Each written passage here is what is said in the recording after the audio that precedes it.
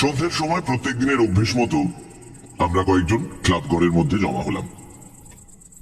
বড়দা সিগারেটের শেষাংশটুকুতে লম্বা একটা শুক টান দিয়ে সেটা সযত্নে অ্যাশট্রের উপর রেখে দিল। তারপর আস্তে আস্তে ধোঁয়া ছাড়তে ছাড়তে বলল, ভূতের গল্প তোমরা অনেকেই শুনেছ, কিন্তু ভূতের মুখে ভূতের গল্প কেউ শুনেছ কি? অমূল্য এক কোণে বসে একখানা সচিত্র বিলিতি মাসিক পত্রের পাতা উল্টাচ্ছিল। বলল, অসম্ভব।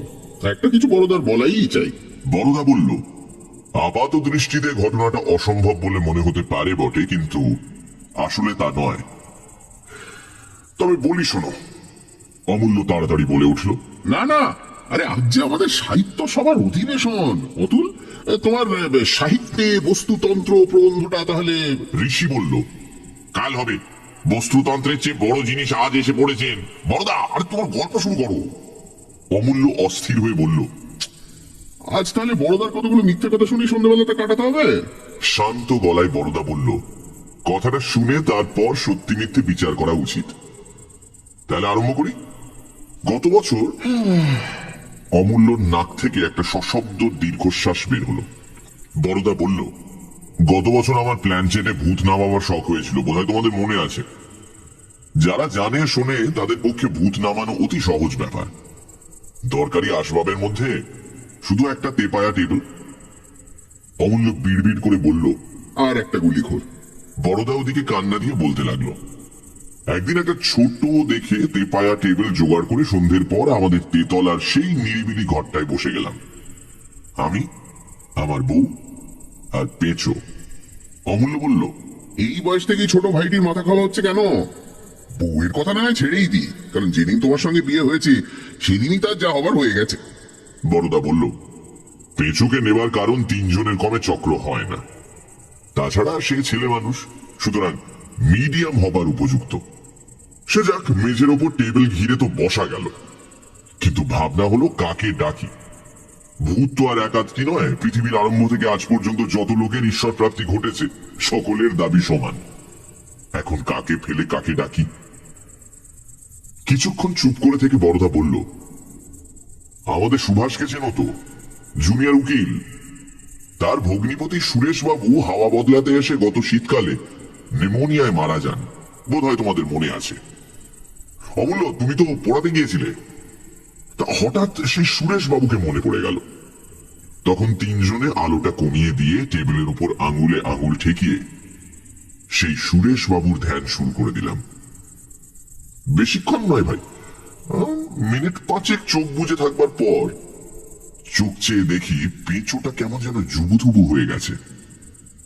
কষ বেয়ে লাল গড়াচ্ছে, চোখ একেবারে কিরকম যেন বিচ বিচ করে কি সব বকছে। কি রে বলে একটা ঠেলা দিলাম তাকে, কাত হয়ে পড়ে গেল। বউ তো বাবা গো বলে আমাকে খুব ঠেসে জড়িয়ে ধরল। ঋষি বলল, বস্তুতন্ত্র এসে পড়ছে, এবার আসল গল্পটা আরম্ভ হোক। বড়দা বলল, বুঝলাম ভূতের আবির্ভাব হয়েছে। পেঁচোকে অনেক প্রশ্ন করলাম, কিন্তু সে জড়িয়ে জড়িয়ে কি যে উত্তর দিল ঠিক বোঝা গেল না। বড়ই মুশকিল। তখন আমার মাথায় একটা বুদ্ধি খেলে গেল। কাগজ পেন্সিল এনে পেঁচোর হাতে ধরিয়ে দিলাম। পেন্সিল হাতে পেয়ে পেঁচো শটান উঠে বসল। উঠে বসে লিখতে আরম্ভ করে দিল। সে এক আশ্চর্য ব্যাপার। পেঁচোর চোখ বন্ধ, মুখ দিয়ে লাল গড়াচ্ছে, আর প্রাণপণে কাগজের উপর লিখে যাচ্ছে। পকেট থেকে এক তাড়া কাগজ বের করে বড়দা বলল, আবার হাতের লেখা দেখে অবাক হয়ে যাবে। দস্তুর মতো পাকা হাতের লেখা। কে বলবে যে পেঁচো লিখেছে? অমূল্য লেখাটা ভালো করে দেখে বলল, পেঁচো লিখেছে কেউ বলবে না বটে, কিন্তু তোমার লেখা বলে অনেকেই সন্দেহ করতে পারে। বড়দা বলল, এই লেখা হাতে পাওয়ার পর আমি সুভাষের বাড়ি গিয়েছিলাম। সুরেশবাবুর পুরনো একখানা চিঠির সঙ্গে মিলিয়ে দেখলাম অবিকল তাঁর হাতের লেখা। বিশ্বাস না হয় তোমরা যাচাই করে দেখতে পারো। অমূল্য বলল, অবশ্যই দেখবো। ঋষি বলল, সে যা, এখন তুমি কি বলতে চাও? ওই কাগজের তারাটা সুরেশবাবুর প্রেতাত্মার জবানবন্দি? বড়দা বলল, এটা হচ্ছে তার মৃত্যুর ইতিহাস। পুরোপুরি সত্যি কিনা সে কথা কেউ বলতে পারে না, কিন্তু গোড়ার খানিকটা যে সত্যি সেটা সুভাষ সেদিন স্বীকার করেছিল। এইবার তবে আসল গল্পটা শোনো। এই বলে বড়দা কাগজের তাড়াটা তুলে নিয়ে পড়তে আরম্ভ করলো। যারা মুঙ্গের শহরের সাথে পরিচিত তারা জানেন যে উক্ত শহরে পিপর পাতি নামক যে বিখ্যাত রাস্তা আছে তার পশ্চিম প্রান্তে গঙ্গার কূলে মুসলমানদের একটি বহু পুরনো গোরস্থান আছে। বোধ করি এই গোরস্থানের সব গোরগুলি 100 বছরের উপর বয়সের। স্থানটি অনাদৃত, খুব একটা যত্ন নেয় না কেউ। কাঁটা গাছ ও জঙ্গলের ফাঁকে ফাঁকে হাড় বের করা এই কবরগুলি কোন রকমে নিজেদের অস্তিত্ব বজায় রেখেছে। এই গোরস্থানের এক কোণে একটি কোষ্টি পাথরের গোর আছে। এই গোরটি সম্বন্ধে শহরে অনেক ভুতুড়ে গল্প প্রচলিত ছিল।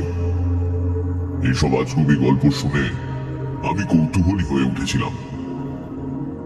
আমার বড় শালা বললেন যে গোরটা নাকি সজীব।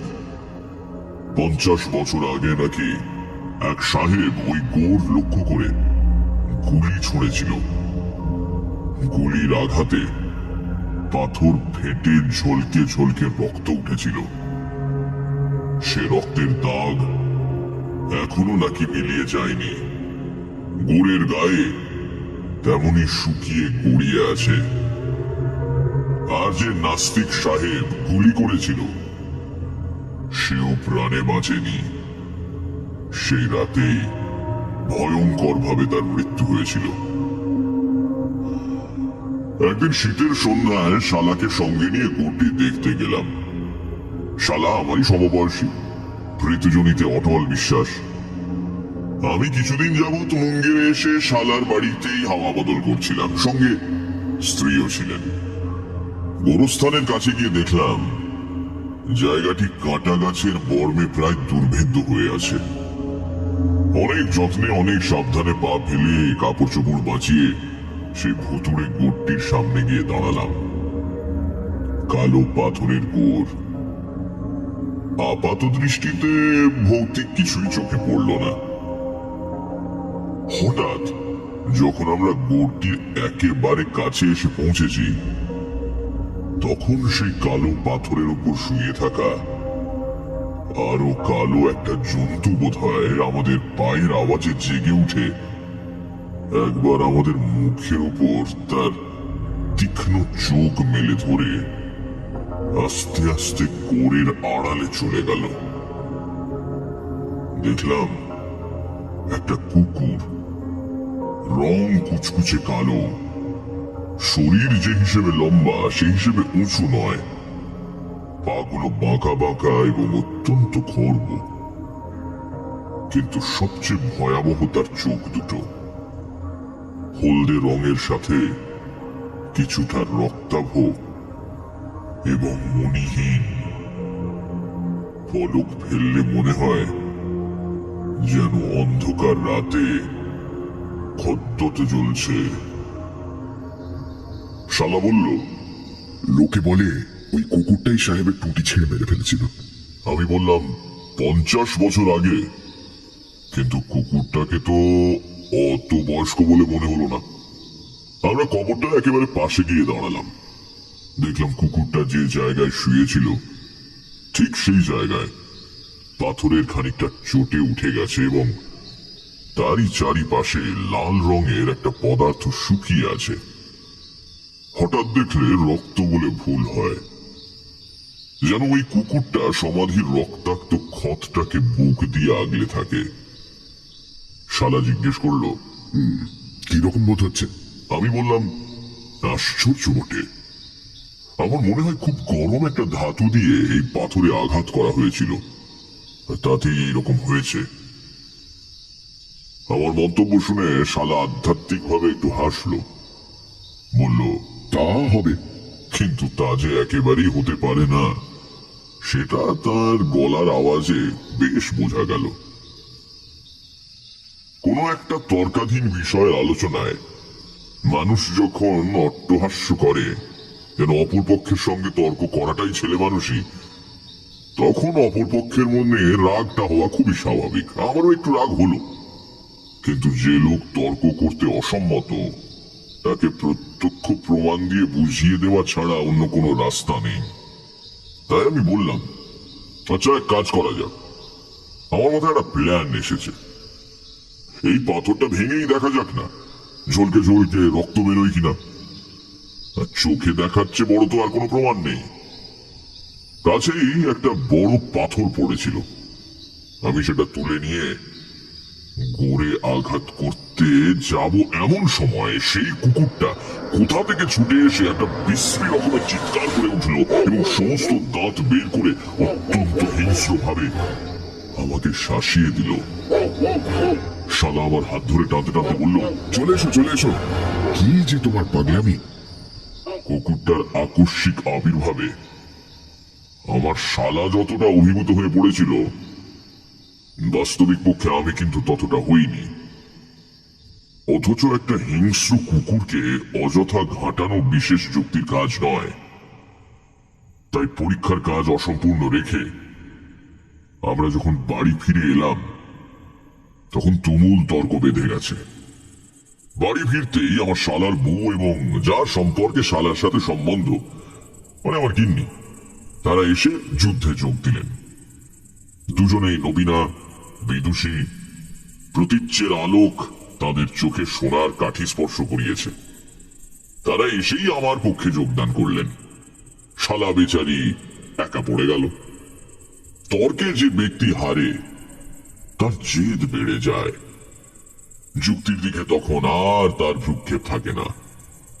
শালা শেষে চটে উঠে বলল, মানতে না চাও মেনো না, কিন্তু দুপুর রাত্রে একলা ওই জায়গায় যেতে পারে এমন লোক তো কোথাও দেখি না। শালার বউ উৎসাহী চোখে বলল, আচ্ছা, এমন লোক যদি পাওয়া যায় যে যেতে পারে, তাহলে তো মানবে যে তোমার ভূত শুধু তোমার ঘাড়েই ভর করে আছে, আর কোথাও তার অস্তিত্ব নেই। শালা গম্ভীর কণ্ঠে বলল, একলা রাত্রি সেখানে যেতে পারে এত সাহস কারণ নেই। আর যদি বা কেউ যায়, সে যে ফিরে আসবে এমন কোনো সম্ভাবনা দেখি না। আমি বললাম, সকলের সাহস এবং সম্ভাবনা সমান নয়। আমি যেতে প্রস্তুত আছি। শালা অতি বিস্ময় কিছুক্ষণ চুপ থেকে বলল, তুমি প্রস্তুত আছো? রাত 12টার সময় একলা? তার মুখে আর কথা সরল না। আমি হেসে বললাম, নিশ্চয়ই, এই দেশে বেশি দিন থাকিনি বলেই বোধহয় আমার সেই সাহসটুকু আছে। তাহলে আজই ভালো। আজ বোধহয় অমাবস্যা। শাস্ত্র অনুসারে রাজ্যের ভূত প্রেত দৈত্য দানব আর সবাই এই মর্তভূমিতে ফিরে এসে দিক বিদিকে নাচ করে বেড়াবেন। অতএব এই সুযোগ ছাড়া উচিত হবে না। শালা ভয় ভয় চোখে চেয়ে বলল, গোয়া তুমি করো না সুরেশ, ভারী খারাপ জায়গা, এসব বিষয়ে তোমার অভিজ্ঞতা নেই। শালার বউ হেসে উঠে প্রতিবাদ করলো, ভয় পাবেন না সুরেশ বাবু, আপনার জন্য একটা খুব ভালো প্রাইজ ঠিক করে রাখলাম। আপনি জয় করে ফিরে এলেই এ বাড়ির কোনো এক মহিলা আপনার কপালে একটা লাল টিকা পরিয়ে দেবেন। ভূতজয়ী বীরের সেই হবে রাজ টিকা। আমি উৎসাহ দেখে বললাম, লোভ ক্রমেই বেড়ে যাচ্ছে। মহিলাটা কে শুনি? তিনি হেসে বললেন, তার সঙ্গে কারুরই তুলনা হয় না। আমি একটা নিঃশ্বাস ফেলে বললাম, ওই জাতীয় প্রাইজ যদিও আমার ভাগ্যে খুব দুর্লভ নয়, কি বকছো, দাদা রয়েছেন যে। তবু অধিকের প্রতি আমার কোনো বিরাগ নেই। তাহলে চুক্তি পাকা হয়ে গেল। আজ রাতেই যাব। কিন্তু আমি যে সত্যি সত্যি কবরের কাছে গিয়েছি, এদিক ওদিক ঘুরে ফিরে আসিনি, এ কথা শেষকালে আপনাদের বিশ্বাস হবে তো? শালার বউ অতি দূরদর্শিনী বললেন, আপনার মুখের কথা আমরা বিশ্বাস করব নিশ্চয়ই, কিন্তু যাকে বিশ্বাস করানো দরকার তিনিই হয়তো করবেন না। অতএব আপনাকে একটা কাজ করতে হবে, খড়ি দিয়ে গোড়ের উপর নিজের নামটা লিখে আসতে হবে। তথাস্তু। গিন্নির দিকে ফিরে বললাম, তোমার দাদার প্রেত তত্ত্বের মাথায় বজ্রাঘাত করে দিয়ে আসা যাক, কি বলো? হ্যাঁ? অল্প দ্বিধা জড়িত হাসি ছাড়া ওদিক থেকে আর কোনো জবাব পাওয়া গেল না। শালা বললেন, ফাজলামি ছাড়ো, আমি তোমায় কিছুতেই যেতে দিতে পারি না। শালার কথা শুনলাম না, কারণ অনেক ক্ষেত্রে এগিয়ে যাওয়া যতটা সহজ, পেছনে ফিরে আসাটা ততটা সহজ নয়।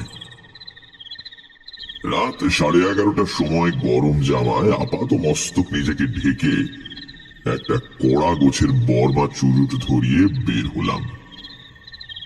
এতক্ষণে গিন্নির মুখে কথা ফুটল, বলল, থাক থাক, গিয়ে কাজ নেই। আমি হেসে উঠলাম,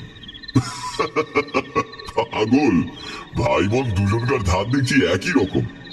ছাড়ো তো। শালা কিছুটা দুঃখী দুঃখী কণ্ঠে বললেন, তুমি এমন একগুয়ে জানলে কোন শালা তর্ক করত? এমন বিশ্রী অন্ধকার বোধ করি আর কোনো দিন দেখিনি। একটা গুরুভার পদার্থের মতো অন্ধকার যেন চারিদিক চেপে বসে আছে। পথ চলতে চলতে প্রতি পদে মনে হয় পর মুহূর্তে এক চাপ অন্ধকারে ঠোকর লেগে হুমড়ি খেয়ে পড়ে যাব। চুরুটের লম্বা টান মেরে আনন্দে উৎসাহে এগোতে লাগলাম। সমস্ত ইন্দ্রিয়গুলি অজ্ঞাতসারে এমন সতর্ক সন্দিগ্ধ হয়ে উঠল যে নিজের পদধ্বনি শুনে নিজেই চমকে উঠলাম। মনে হলো কে যেন চুপি চুপি পেছন থেকে আমার অত্যন্ত কাছে এসে পড়েছে। কিন্তু অকারণে ভয় পাওয়ার পাত্র আমি নই। মনে মনে বেশ বুঝতে পারলাম রাত দুটোর এই অন্ধকার, এই স্তব্ধতা, এই বিজনতা সকলে মিলে আমার আন্তরিক সাহসকে দুশ্ছেদ্য একটা ষড়যন্ত্রের জালে ধীরে ধীরে জড়িয়ে ফেলবার চেষ্টা করছে। একটা অলৌকিক মায়া যেন আমার চেতনাকে আচ্ছন্ন করে ফেলছে। মাকড়সা যেমন শিকারকে প্রথমে সূক্ষ্ম তন্তুর সহস্র পাকে জড়িয়ে পরে ধীরে ধীরে জীর্ণ করে ফেলে, তেমনি এই অদৃশ্য শক্তি আমার সহজ সত্তাকে ক্রমে ক্রমে অভিভূত করে ফেলছে। ক্রমে পিপর পাতি রাস্তার পূর্ব প্রান্তে এসে পড়লাম। এটারই উল্টো দিকে কবরস্থান। রাস্তার দুই পাশে বড় বড় গাছ, মাথার উপর বহু উঁচুতে তাদের শাখা প্রশাখা মেলে ধরেছে। অন্ধকার আরো জমাট বেঁধে এলো। হঠাৎ ঘাড়ের কাছে ঠান্ডা নিঃশ্বাসের মতো একটা স্পর্শ পেলাম। শরীরের সমস্ত রোম শক্ত হয়ে দাঁড়িয়ে উঠল। পরক্ষণে একটা খুব ছোট জিনিস পিঠের উপর দিয়ে খড়খড় শব্দ করে নিচে গড়িয়ে পড়ল। বুঝলাম উপর থেকে একটা শুকনো পাতা ঝরে পড়েছে পিঠের উপর। আরামের নিঃশ্বাস ফেলে এগোতে লাগলাম। লম্বা টানের চোটে চুরুটটা প্রায় শেষ হয়ে এলো। অন্য সময় হলে ফেলে দিতাম, কিন্তু আজ সেটাকে কিছুতেই ছাড়তে পারলাম না। তার জ্বলে থাকা শেষটুকু যেন একটু প্রাণের সংস্রব ছিল। এই নিঃসঙ্গ অন্ধকারের মধ্যে আমার সমস্ত অন্তরাত্মা যেন সঙ্গীর জন্য ব্যাকুল হয়ে উঠেছিল।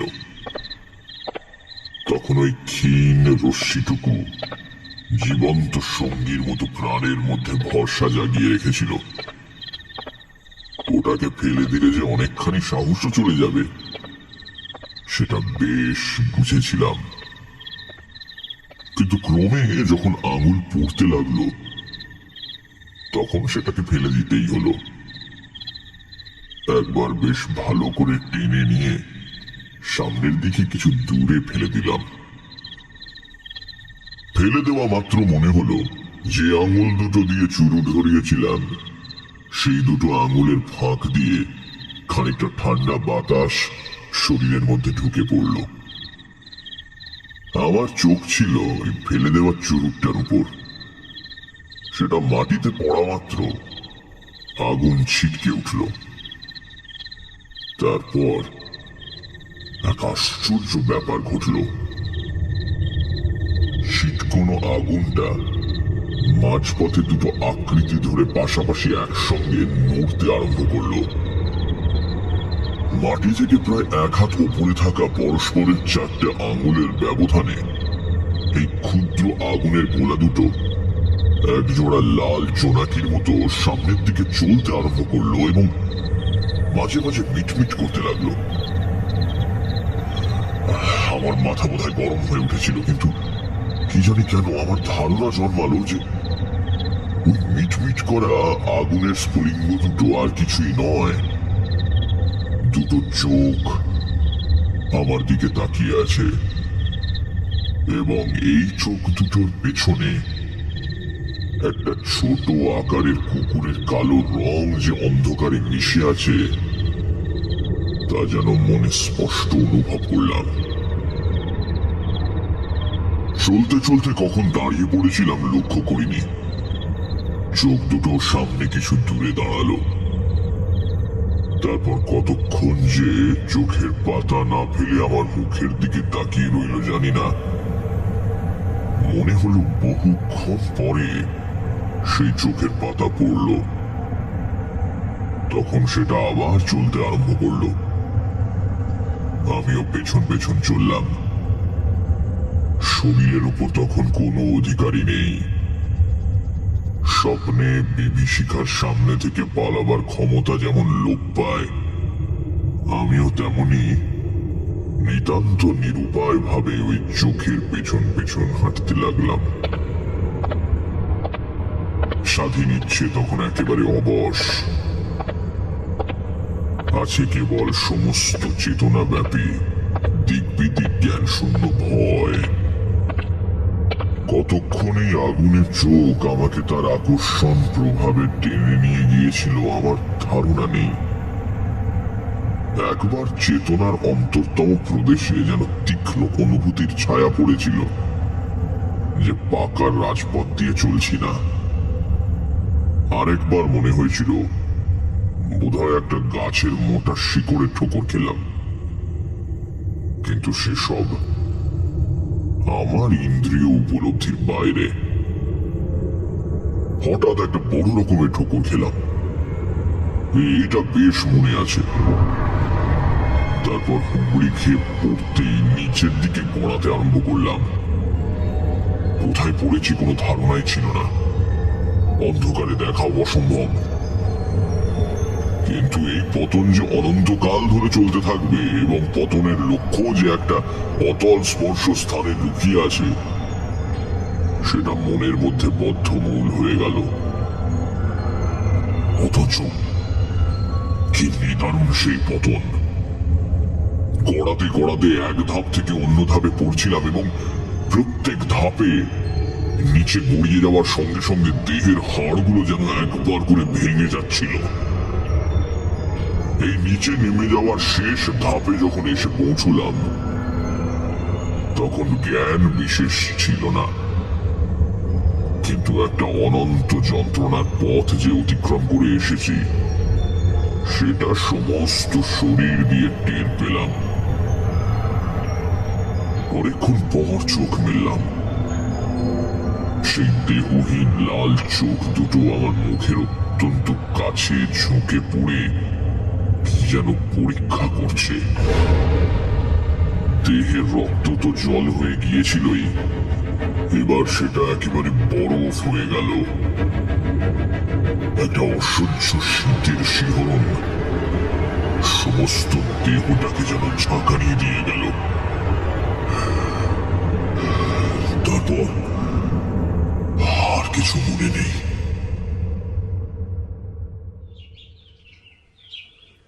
সূর্যোদয়ের কিছু আগে জ্ঞান হলো কালকের রাত যে স্বাভাবিকভাবে কাটেনি, এই চিন্তা নিয়ে চোখ মেললাম। ঘাসের উপর শুয়ে আছি দেখে তাড়াতাড়ি উঠে গেলাম। গায়ে দারুণ ব্যথা। আবার শুয়ে পড়লাম। তখন ক্রমশ সব মনে পড়ে গেল। ঘাড় না নেড়ে যতদূর সাধ্য দেখে বুঝলাম পিপরপাতি রাস্তার পাশে পাশে কেল্লার যে শুকনো গড় খাই গিয়েছে তারই তল দেশে বাবলা গাছের ঝোপের মধ্যে পড়ে আছি। সূর্য উঠল। এখানে সমস্ত দিন পড়ে থাকলেও কেউ কারুর খোঁজ পাবে না, এটা নিশ্চিত। শরীরে তো নড়বার শক্তি নেই। প্রচন্ড এক হ্যাঁচকা মেরে উঠে দাঁড়ালাম। চোখ থেকে আরম্ভ করে দেহের সমস্ত রোম ব্যথায় টনটন করে উঠল। কিন্তু বাড়ি গিয়ে পৌঁছতেই হবে। অসীম ক্ষমতায় মৃত প্রায় দেহটাকে টানতে টানতে কি করে বাড়িতে নিয়ে গেলাম সেটা বোঝাবার মতন ক্ষমতা আমার নেই। বাড়ি যেতেই সকলে চারিদিক থেকে ছুটে এলো এবং উৎকণ্ঠিত প্রশ্নে আমার ক্ষীণ চেতনা আবার লোপ পাওয়ার জোগাড় হলো। শালা সকলকে সরিয়ে দিয়ে আমাকে একটা ইজি চেয়ারে বসিয়ে ব্যগ্রভাবে জিজ্ঞাসা করলো, সারা রাত কোথায় ছিলে? আমরা সকলে তোমার জন্য। উত্তর দিতে গেলাম কিন্তু কি ভয়ানক, গলার স্বর একেবারে বন্ধ হয়ে গেছে। প্রাণপণে চেষ্টা করে একটা কথা উচ্চারণ করতে পারলাম না। শালা আমাকে দুধ আর ব্র্যান্ডি খাইয়ে ডাক্তার ডাকতে গেল। ডাক্তার যখন এলেন তখন বিছানায় শুয়ে আছি। ভয়ানক কাঁপুনি দিয়ে জ্বর এসেছে। স্ত্রী ও আমার শালা মলিন মুখে মাথার কাছে বসে আছে। ডাক্তার পরীক্ষা করে বললেন, দুটো লাংসই এফেক্ট করেছে, নিউমোনিয়া। তারপর আবার অজ্ঞান হয়ে পড়লাম। ঘুম ভেঙে দেখি শরীর বেশ ঝরঝরে হয়ে গেছে, কোথাও কোনো ব্যথা নেই। কে একজন পেছন থেকে জিজ্ঞাসা করলো, এখন কেমন লাগছে? ফিরে দেখি বিনোদ, আমার ছেলেবেলার স্কুলের বন্ধু। অনেকদিন পর তাকে দেখে বড় আনন্দ হলো। বললাম, বেশ ভালোই মনে হচ্ছে ভাই। বুকের উপর যে একটা ভার চাপানো ছিল সেটা আর টের পাচ্ছি না। বিনোদ অল্প হেসে বলল, প্রথমটা এরকম মনে হয় বটে, আমার যখন কলেরা হয়। হঠাৎ মনে পড়ে গেল, তাই তো বিনোদ তো আজ 10 বছর হলো কলেরায় মারা গেছে। আমি তো নিজের হাতে ওর গায়ে আগুন দিয়ে এসেছি। তবে সে এখানে এলো কি করে? মহা বিস্ময়ে জিজ্ঞাসা করলাম, বিনোদ, তুমি তো বেঁচে নেই, তুমি তো অনেক দিন মারা গেছ। বিনোদ এসে আমার দুটো হাত ধরল। কিছুক্ষণ আমার মুখের দিকে চেয়ে থেকে আস্তে আস্তে বলল, তুমি তো আর বেঁচে নেই বন্ধু।